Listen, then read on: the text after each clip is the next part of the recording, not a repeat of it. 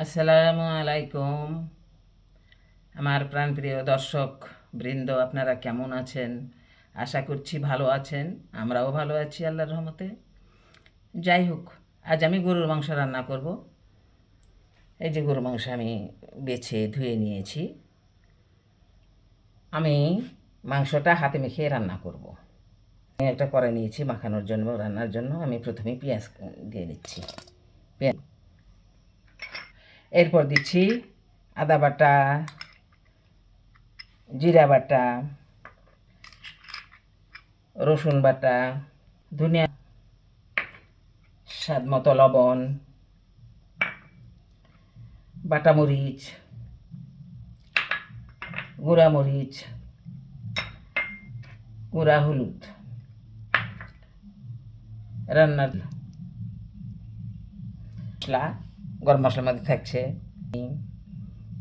গোলমরিচ, বড় এলাচ, ছোট এলাচ, লবঙ্গ, শুকনা মরিচ, তেজপাতা।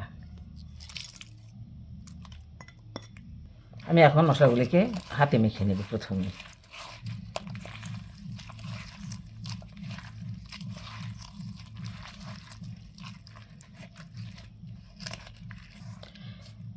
মশলাগুলিকে আমি একসঙ্গে মেখে নিলাম। এখন মাংস দিয়ে নিব। মাংসটা এখন মশলার সঙ্গে মেখে নেব, সুন্দরভাবে মেখে নেব।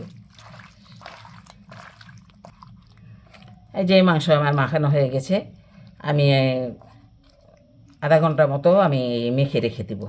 মেখে ঢাকনা দিয়ে রেখে দেব একটা রান্নায় বসিয়ে দিলাম, ঢেকে দিচ্ছি। এই যে মাংসের বলক এসেছে, দেখেন কত পানি বের হয়েছে। আমি তো পানি দেই নাই, এই পানিতেই সিদ্ধ হবে, আবার কষানো হয়ে যাবে। আমি বেশ কিছুক্ষণ ধরে মাংসটাকে কষিয়ে নেব।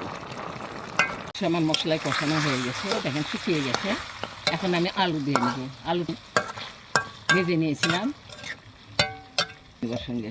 এই যে আলুটাকেও মাংসের সঙ্গে কিছুক্ষণ কষিয়ে নিতে হবে। আমার আলুটাকে কষিয়ে নিব মাংসের সঙ্গে, কারণ আলু তো শুধু হলুদ লবণ দিয়ে মাংসানো আছে।